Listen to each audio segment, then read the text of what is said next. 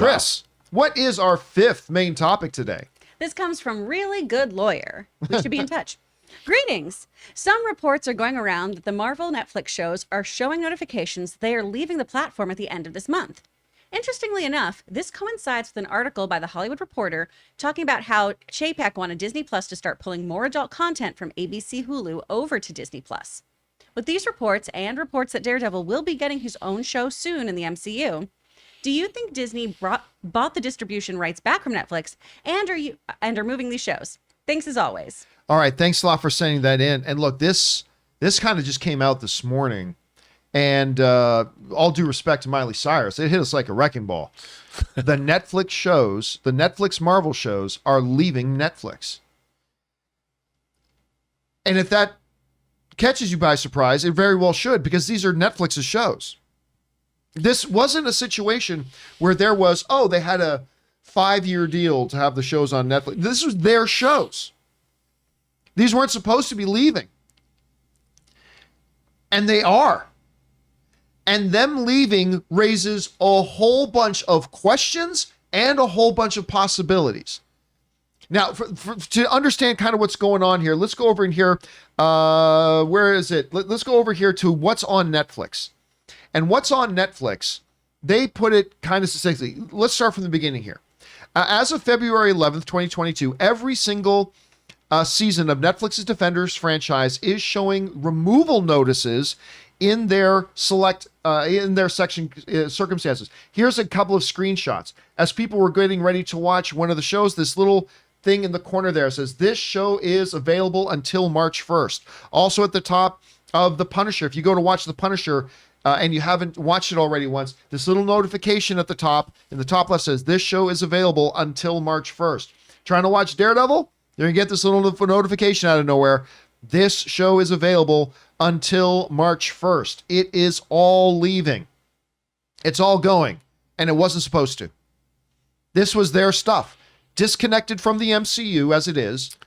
But it is their thing. It's supposed to stay there and all that kind of stuff. And now it's leaving. There is not a lot of clarification out there right now as to what is happening or why. The only possibility that I am left with here is that this wasn't about rights lapsing. This had to have been Disney going to Netflix and saying, here is a big check. We would like to have those, please. I mean, that's the only thing I can figure out would be happening here. And to Netflix, that would probably be found money, because while there was certain spikes in people watching Daredevil when Kingpin showed up and when Charlie Cox showed up in Spider-Man No Way Home, basically people don't watch those shows anymore.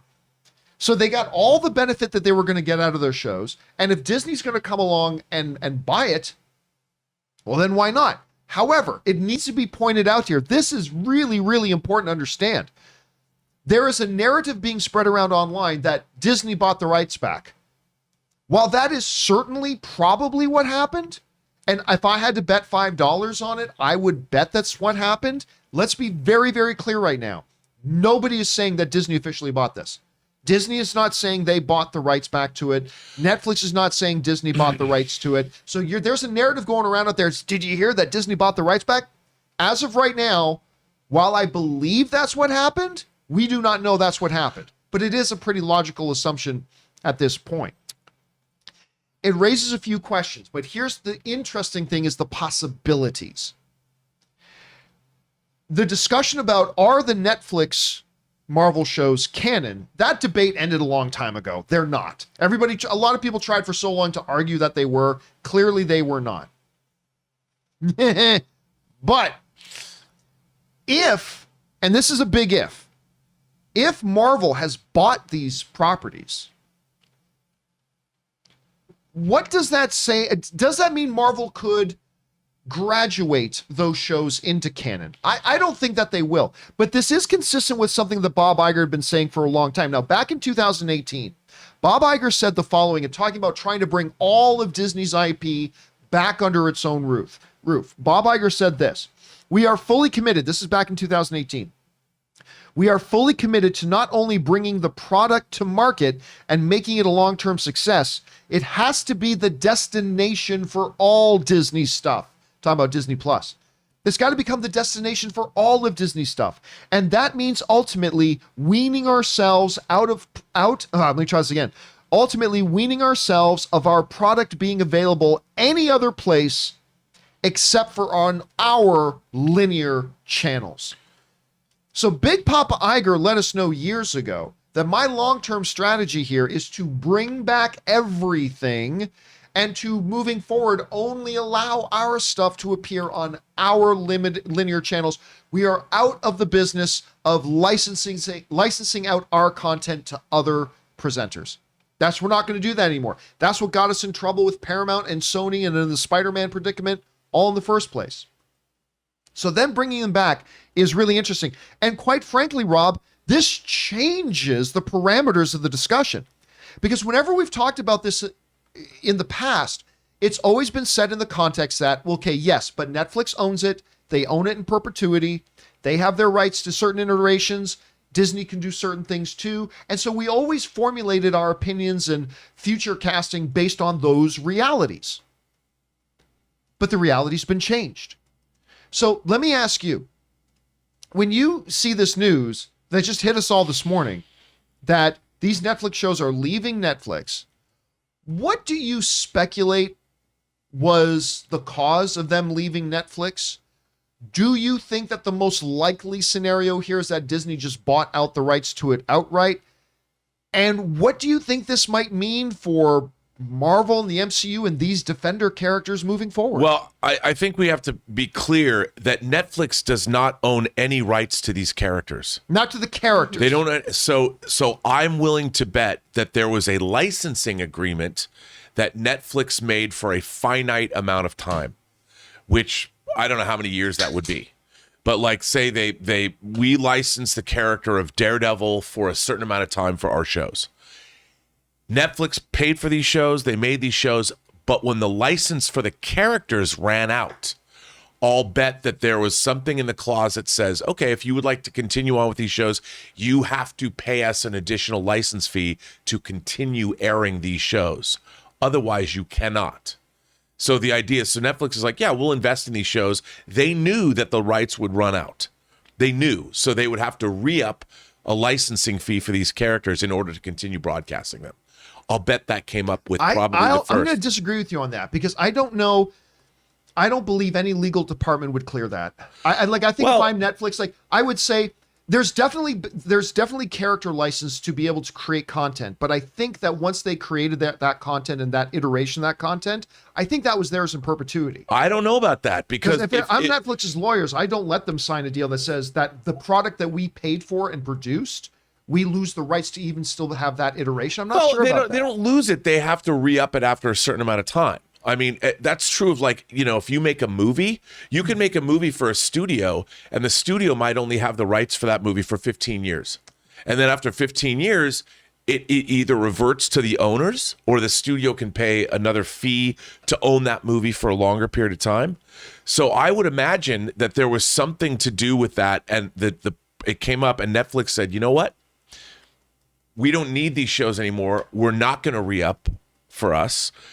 And there was probably some kind of reversion clause because of what happened with Hulk and Spider-Man, Universal and Sony. When they originally sold these characters, licensed the characters out, there must have been some kind of reversion clause of some kind.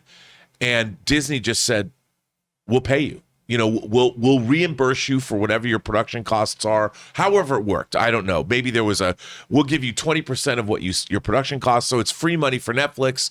They get to get rid of these shows. And Disney has incorporated Charlie Cox is now part of the MCU. Yep. Kingpin is now part of the MCU. D'Onofrio is part of the MCU. So what Disney Plus has just got is a whole catalog of titles that are now, just like Tobey Maguire and Andrew Garfield are now part of canonical MCU, even though it's a multiverse. These characters are too, and they have just been given an entire slate of Marvel characters back that it's free content for Disney Plus. See, I'm glad you brought up the stuff about the movie stuff because one of the things that we knew when we all thought that the Marvel Disney, let me rephrase that. When we all thought that the Disney and Sony deal regarding Spider-Man was coming to an end back a couple of years ago and all that kind of stuff. One of the things that we did know was that even if the rights to the Spider-Man character were going back to Disney, all those older movies were still Sony's. Like that, those didn't revert back to Disney. They still belong to Sony. I think the second thing you said is exactly what happened. I think there was probably something in the contract that gave Disney an option after so many years to pay Netflix a set fee and then take those back. And I think that now we might be completely wrong on this. For all we know, there could be another option here. That just to me seems to be the one that makes the most sense right now. But let me push you a little bit further on it though. What do you think this says? Like, here's where it becomes interesting. Does Marvel at this point say, we are now going to cherry pick what we liked from the Netflix stuff and incorporate that in, much like Lucasfilm these days cherry picks from the expanded universe material? Or are they going to go full blown and say, oh, this is all canon. That means everything that happened in Iron Fist is completely canon. That means that everything that happened in Luke Cage. Or do you think they're going to take the Lucasfilm route and cherry pick? I think, that's going to be interesting to see. But I would say this. It's no skin off their shoulders with the Defenders shows, if you want to call them that, whatever, the New York shows.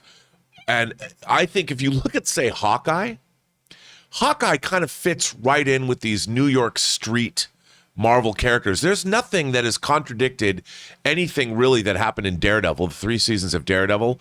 There's nothing that contradicts that's happened in the MCU. And if anything, now that you've seen Charlie Cox in Spider-Man No Way Home, I think all of these under one roof just adds more value to the MCU. They just now, if they say, because they don't actually have to come out and go, these are canonical. They could just do it, and you can decide in the viewer's mind, but why not? I would love to see Jessica Jones come back. I love the first season of Jessica Jones. So good. I liked it much better than the second season. Same. I was really disappointed in the second season of Jessica Jones, but I love her. So if they bring her back, they don't even have to say anything. Charlie Cox, to me, when they put Charlie Cox in and Vincent D'Onofrio in, it was tacit approval. They're like, these shows are canonical. We're just not going to say that they are. We'll let you decide. I still don't know if they're saying the shows are canonical or not. But here's the brilliant thing. Like, when they did the Netflix shows, it was so clear that they were doing everything in their power to keep it completely separate from the MCU, despite the odd little reference, like the New York incident, whatever. By keeping it completely separate, now they can do whatever they want and it not contradict, because they never actually overtly connected it to the MCU, even though they slightly implied it at times. But they never overtly disconnected it either. No, both. And now they're actually connecting it. That gives them the flexibility to do whatever they want at this point. I mean, it kind of bums me out because I said last week on the show I really want a Daredevil movie. Right. And it looks like by doing this, I think those odds have been diminished. I think we're going to get another Daredevil show because now Daredevil, you've got 3 seasons of a Daredevil show. Daredevil might appear in the movies because why not? But I think it makes sense. Can you imagine if they do another Daredevil show? Then it's like the 4th season of Daredevil. I mean, how awesome would that be? I want it. That again, I still don't know if this would mean that they would literally just do season 4 of Daredevil, or is this a kind of a new refresh of the character and they're giving him his own story to do? I mean, I don't know. It raises a lot of questions, but more importantly, a lot of possibilities. Hey guys, we want to take just a second and thank the sponsor of today's video, Manscaped. Now listen guys, it is not the 1970s anymore. It is not cool for a man just to let his balls look like the deepest, darkest jungles anymore. You want to keep them trimmed. You want to keep them tidy. And there's nothing I entrust more to the well-being of Dr. Jack Hammer and the amazing Fantastical than the Manscaped Lawnmower 4.0. This thing trims like a finely tuned machine for my finely tuned area. But wait, there's more, because today I'm excited to let you guys know about Manscaped launching their new Ultra Premium Collection. Believe it or not, it's not for your not so private parts. I am talking about a leveled up overall hygiene routine with your favorite manly scents. Now, in the special ultra premium collection, we're talking about premium Manscaped deodorant. Don't just take care of your balls, gotta take care of them armpits too, guys. A hydrating body spray. Listen, you got tattoos or issues with any dry skin? Well, this spray-on lotion is designed to keep your skin feeling moisturized, smooth, and dudes, smelling fresh. And you guys have heard me talk about the body wash. This body wash was a revelation to me. I use it every freaking day. They've also got a 2-in-1 shampoo and conditioner, plus a free gift, a 3-pack set of lip balm for guys who are taking care of their lips. So here's what you need to do. Get 20% off and free shipping with the promo code Campea, Campea, at manscaped.com. That's 20% off and free shipping with the code Campea at manscaped.com. The power of attraction is now in a bottle, thanks to our friends at Manscaped. Chris, you hear about this. What's your first reaction to this, and where do you think this all might be going? Give me more Jessica Jones is where it goes. Because season 1 was amazing. Season 2 faltered. Season 3 was decent. But I'm really, really excited. And also some of the things that, D'Onofrio have said does make it seem at least his character is canon. Like all the things that he saw there, which then means a lot of that story does have to come through too. And he's talked about how like the blip took him to a different place as that character. And that's why he's the way he looks when we see him. So I'm really excited for them to explore all of that. You brought up Miley Cyrus at the beginning of this, John. This is a Hannah Montana situation. We're getting the best of both worlds now. All right. So now we can bring it all together. And I'm really, really pumped for this. The thing I'm just most disappointed in is now that the world doesn't know who Peter Parker is really, right? Jessica Jones went to high school with him. I would have loved to see that. I would have loved a mouthy Jessica Jones being like, fuck you, Tom Holland. I think it would have been so fun. That's my only Yeah, but there's the disappointment. age difference. That's true. She got held back a lot, apparently. I was never a fan of Jessica Jones. Really? Yeah, I mean, other than the villain in season 1. David Tennant as Kilgrave is so Kilgrave. good. So and good. that's Very good where character. they kind of lost it. It was so satisfying to see that ending in season 1. Yeah. But you needed him. That's why they brought him back to an extent.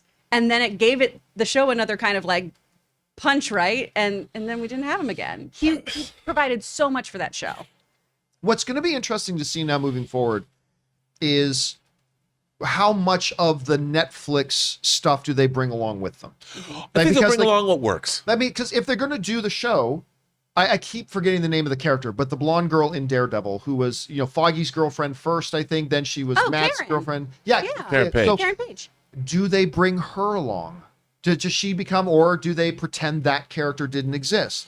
Do they bring in Foggy, or are they just going to say there's a new Foggy and this is a different relationship, whatever? Again, are they just going to say we're just continuing on with the Netflix stuff that existed? Or are they saying, well, now that we've got it under the same roof, we're going to give it its own story that is more unique to the MCU? I mean, I just don't know at this point. I would have said one thing 2 days ago. Today, I just don't know. Well, what I think is really interesting, with all this multiverse talk, the Ben Affleck Daredevil, even though they have not directly tied the Ben Affleck Daredevil to the MCU, it's still, you look at it and go, this is a multiverse version of Daredevil. And it kind of harks back to the comics themselves. Whenever there's been a new character, a new creator, new runs on the comic, whether it's Kevin Smith doing Daredevil or Frank Miller doing Daredevil or Anna Cinti doing Daredevil or whomever, in the comics, they've had sort of this loose extended continuity. Well, now with the multiverse, if there's ever a problem and things bump,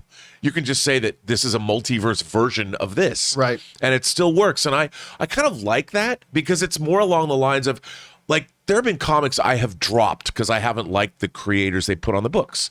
And I like this certain very iconic run, like John Byrne on Fantastic Four. There have been other people, Jonathan Hickman on Fantastic Four. Those are great runs. There are other runs I didn't like as much. And in my mind, canonically, only the runs I really like are canonical. The rest I kind of, that didn't happen. I think a lot of fans do that. Yeah, and I think, but now you can, I think Marvel realizes that they don't have to fear any of this. They don't have to worry, is it canonical or not? Yeah. And they can pick and choose, like you said. They can go back to what Lucas is doing. Oh, we can bring Grand Admiral Thrawn. Yeah, Or, just because we bring in Cad Grand Bane or Admiral whatever. Thrawn, that doesn't mean everything that happened in the Thrawn books is actually canon. Right. We just like this part, and we're going to bring this in. Oh, no, which I like. How do you feel? Do you think that that's a good thing to do? Or do I you think see- long term, it's I a do, great way to yeah. approach it. I do too. Then you get the best of both worlds. You get to bring along, you get to go to that fruitcake, because nobody likes fruitcake. Nobody eats fruitcake. But if there's some good icing on it, Are you sure? I'm pretty sure. Do you like fruitcake? Chef Pleasures could whip up. Yeah, that's like right. You like panettone? Hey, how come none of you guys? You got are, two chefs over at the table here. Come on. How come none of you guys are mentioning the Punisher? That's what a lot of people are. Well, are okay, well, pointing out. let's get to the Punisher in a second. It's tough, right? Let's get to the Punisher in a second. But with this, again, you can say, well, you know what? I don't like fruitcake, but so-and-so puts this icing on it, and that icing's delicious, but I don't want to eat the... Okay, you know what? I'll just take the icing. And now you get to do something great with the icing and do your own thing with it and do whatever you want. And Sugar. So much sugar. It's all sugar. So much sugar. So, but then we've talked before about Punisher presents a little bit of a conundrum for Disney. And that's what also brings up, do you say this is just a continuation of the Netflix stuff, or does it become a Thrawn thing where you pick and choose certain things? Because do they want to say this is all canon? Yeah, we've got a Frank Castle. We got the John Berthold Frank Castle. And I don't know. I don't know what they want to do, because Frank Castle obviously became unwillingly a centerpiece of some political debate and all that kind of stuff that I don't know that Disney wants to have anything to do with. So I don't know. It's a really good question about what they do with Frank Castle. I mean, I think what's interesting is if they put that up, they can say Frank Castle exists, but they just never get back around to him. You know, that's what happens in life. Some friends of yours you don't talk to anymore, and 30 years go by, and hey, what are you doing? Oh, I'm old now. I don't punish anymore. I don't punish. All the punishment has been given. I've meted it all out. Yeah, I'm the happy uncle now. I'm the one who just gives candy. So I mean, I don't know. We'll have to see. But again, by the picking and choosing, you just pretend that the Iron Fist doesn't exist. This is the thing. The possibility exists that they can say, okay, so here's the Vinny D'Onofrio Kingpin, here's Charlie Cox, and if they want to do Iron Fist, they can bring in a completely different Iron Fist later and say it's his own story and say, well, wait a minute, but Charlie already fought with him. No, that was a different universe. That was a different thing where that variant of Matt Murdock worked with a different variant of Iron Fist. This is our new Iron Fist. We have no Danny, only Colleen Wing. Just get her out of the Matrix and bring her back here. She's so great. But anyway, that's where it becomes the best of both worlds. You can create the new stuff you want to create, and you can cherry pick out the stuff that you like. Well, it's like, one of the things all these Batman stories, I grew up reading all different versions of Elseworlds Batman tales. There's been so many. I loved Batman and the Outsiders, the Mike Barr, and Jim Aparo doing it. It's goofy. I don't read Batman and the Outsiders and go, that Batman is the same Batman that's in Frank Miller's The Dark Knight Returns. It's not. The Nuclear Family, one of the dumbest villain things, but I liked it. So in my own mind, as a comic book fan, I'm not so caught up in continuity. I'm like, I can enjoy an Elseworld story. I can enjoy Superman Red Sun. Do I reconcile that? Is that the real Superman? No, it's a variation. And I think here, does it matter? They take what they love and they can incorporate it or not. But again, what this puts on the table is something that 2 days ago I wouldn't thought was on the table. I agree with you. Which is just the wholesale bringing of that over into Marvel. I don't think that's what they're going to do. I think they're going to cherry pick. Mm-hmm. But it is absolutely possible now in a reality that they could just say, nope, we're going to pick up the entire Defender stuff from Netflix and just drop it as is in the MCU. Right. I don't think it's what they're going to do, but 2 days ago that wasn't possible. I mean, today it's possible. I'm curious to see what are they going to do with these shows. Are they going to put them all up at once? Are they only going to put up Daredevil? Are they going to put them at all? Or put them at all? And do they go on Disney Plus? Do they go on Hulu? Do they go? I think they're going to put them all up because why not? But where? Hulu's a good bet. Hulu's a great option. But then again, isn't Logan up on Disney Plus? I don't know. I think so. Yeah, and it's R-rated. Yeah. I mean, they've certainly been loosening the things since Big Papa Iger left, so I don't know. Anyway, guys, the question is for you. What do you think about this? This came out of nowhere and surprised a lot of people, but surprising, yes. But if we think it through to its logical conclusion, it makes sense. Netflix probably doesn't have a lot of use for these shows anymore. Get a little bit of coin for it. And Disney starts to bring more and more of Bob Iger's prophecy under the thing and bring them all under the same umbrella. How do you guys feel about this? What do you think this could mean for these characters moving forward? Do they cherry pick what they liked out of the Netflix stuff and replace the other stuff? Or do they wholesale bring everything over? What do you want to see them do? What do you think they're actually going to do? Whatever your guys' thoughts are, jump down to the comment section below and leave your thoughts there.